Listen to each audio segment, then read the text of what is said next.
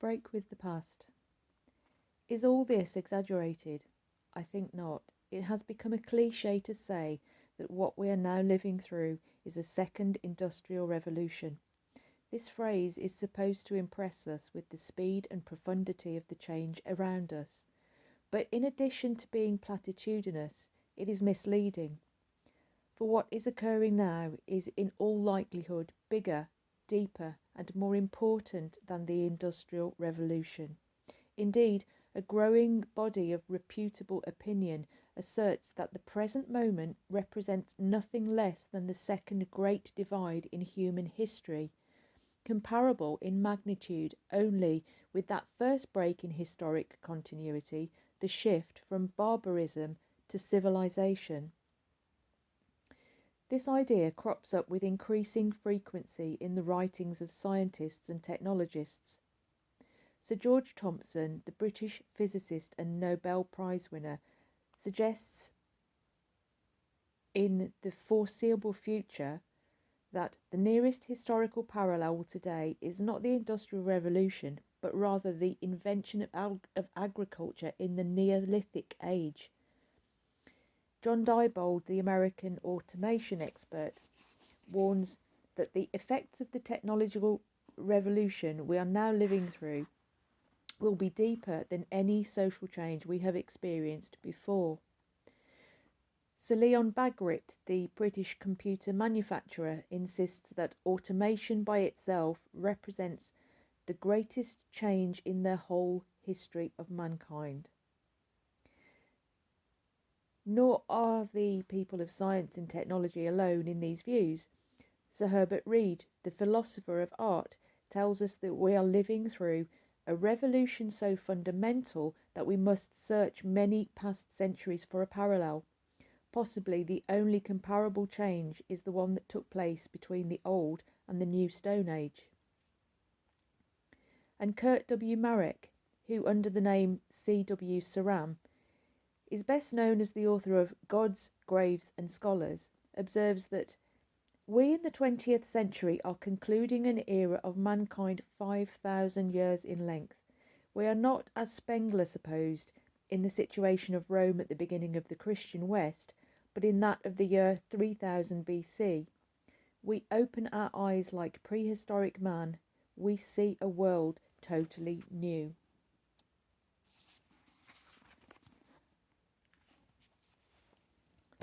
One of the most striking statements of this theme has come from Kenneth Boulding, an eminent economist and imaginative social thinker. In justifying his view that the present moment represents a crucial turning point in human history, Boulding observes that as far as many statistical series related to activities of mankind are concerned, the date that divides human history into two equal parts is well within living memory. In effect, our century represents the great median strip running down the centre of human history. Thus, he asserts, the world of today is as different from the world in which I was born as that world was from Julius Caesar's. I was born in the middle of human history. To date, roughly, almost as much has happened since I was born as happened before. This startling statement can be illustrated in a number of ways. It has been observed, for example, that if the last 50,000 years of man's existence were divided into lifetimes of approximately 62 years each, there have been around 800 such lifetimes. Of these 800, fully 650 were spent in caves. Only during the last 70 lifetimes has it been possible to communicate effectively from one lifetime to another, as writing made it possible to do. Only during the last 6 lifetimes did masses of men ever see a printed word. Only during the last 4 has it been possible to measure time with any precision. Only in the last 2 has anyone anywhere used an electric motor.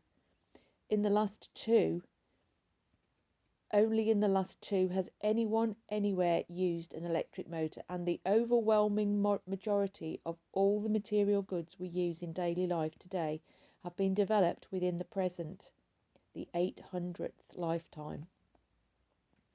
This 800th lifetime marks a sharp break with all past human experience because during this lifetime, man's relationship to resources has reversed itself.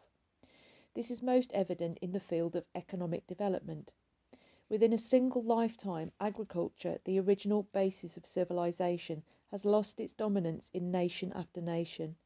Today, in a dozen major countries, agriculture employs fewer than 15% of the economically active population. In the United States, whose farms feed 200 million Americans, plus the equivalent of another 160 million people around the world, this figure is already below 6%, and it is still shrinking rapidly. Moreover, if agriculture is the first stage of economic development and industrialism the second, we can now see that still another stage, the third, has suddenly been reached. In about 1956, the United States became the first major power in which more than 50% of the non-farm labour force ceased to wear the blue collar of factory or manual labour. Blue-collar workers were outnumbered by those in the so-called white-collar occupations in retail trade, administration, communication, research, education and other service categories. Within the same lifetime, a society for the first time in human history not only threw off the yoke of agriculture, but managed within a few brief decades to throw off the yoke of manual labour as well. The world's first service economy had been born. Since then, one after another of the technologically advanced countries have moved in the same direction. Today, in those nations in which agriculture is down to the 15% level or below, white collars already outnumber blue in Sweden, Britain, Belgium, Canada and the Netherlands. 10,000 years for agriculture, a century or two for industrialism, and now, opening before us, super-industrialism. Jean Forestier, the French planner and social philosopher, has declared that nothing will be less industrial than the civilization born of the industrial relation. Nothing will be less industrial than the civilization born of the Industrial Revolution. The significance of this staggering fact has yet to be digested. Perhaps U Thant, Secretary-General of the United Nations, came closest to summarising the meaning of the shift to super-industrialism when he declared that the central stupendous truth about developed economies today is that they can have, in anything but the shortest run, the kind and scale of resources they decide to have. It is no longer resources that limit decisions, it is the decision that makes the resources. This is the fundamental revolutionary change, perhaps the most revolutionary man has ever known. This monumental reversal has taken place in the 800th lifetime. This lifetime is also different from all others because of the astonishing expansion of the scale and scope of change. Clearly, there have been other lifetimes in which epochal upheavals occurred. Wars, plagues, earthquakes and famine rocked many an earlier social order. But these shocks and upheavals were contained within the borders of one or a group of adjacent societies. It took generations, even centuries, for their impact to spread beyond the borders. In our lifetime, the boundaries have burst. Today, the network of social ties is so tightly woven that the consequences of contemporary events radiate instantaneously around the world. A war in Vietnam alters basic political alignments in Peking, Moscow and Washington, touches off protests in Stockholm, affects financial transactions in Zurich, triggers secret diplomatic moves in Algiers. Indeed, not only do contemporary events radiate instantaneously, now we can be said to be feeling the impact of all past events in a new way. For the past is doubling back on us. We are caught in what might be called a time skip. An event that affected only a handful of people at the time of its occurrence in the past can have large-scale consequences today. The Peloponnesian War, for example, was little more than a skirmish by modern standards. While Athens, Sparta, and several nearby city-states battled, the population of the rest of the globe remained largely unaware of and undisturbed by the war. The Zapotec Indians living in Mexico at the time were wholly untouched by it. The ancient Japanese felt none of its impact.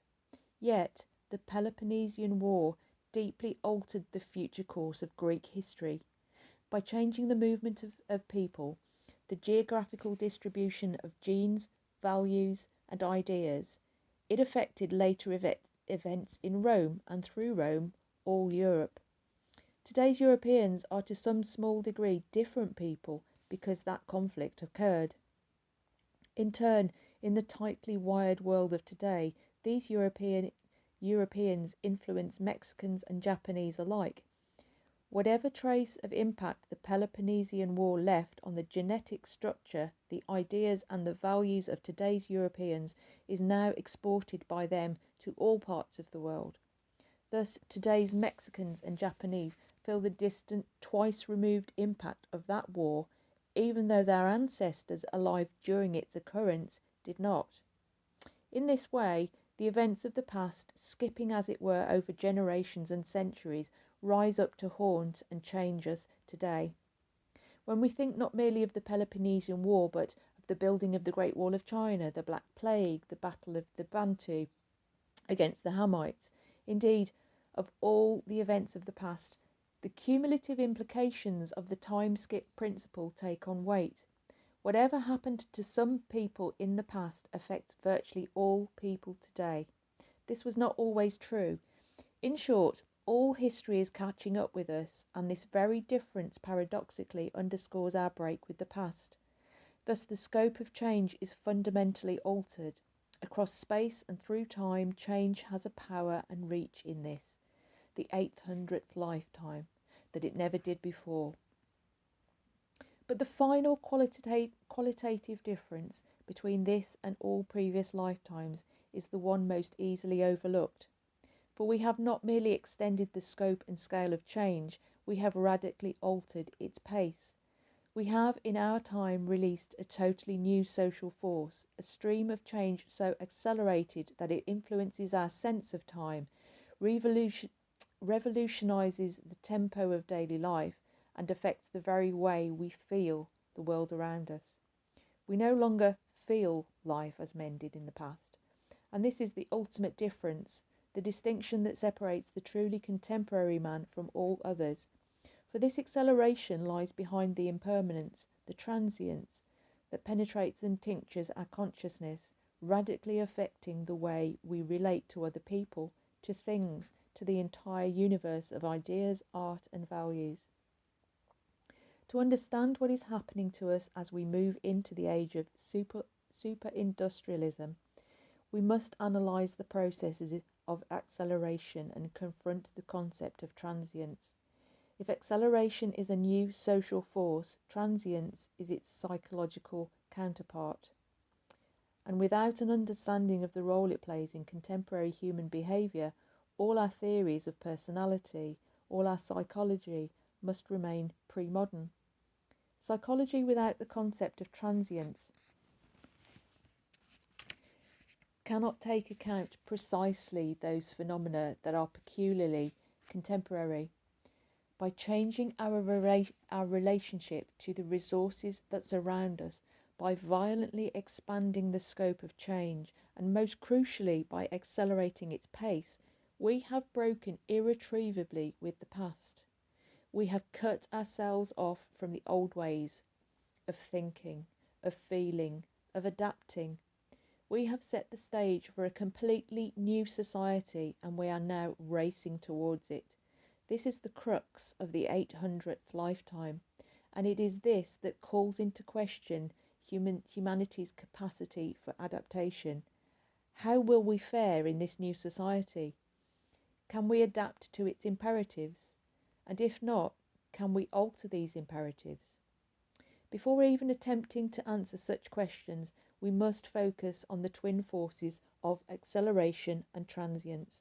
We must learn how they alter the texture of existence, hammering our lives and psyches into new and unfamiliar shapes. We must understand how and why they confront us, for the first time with the explosive potential of future shock.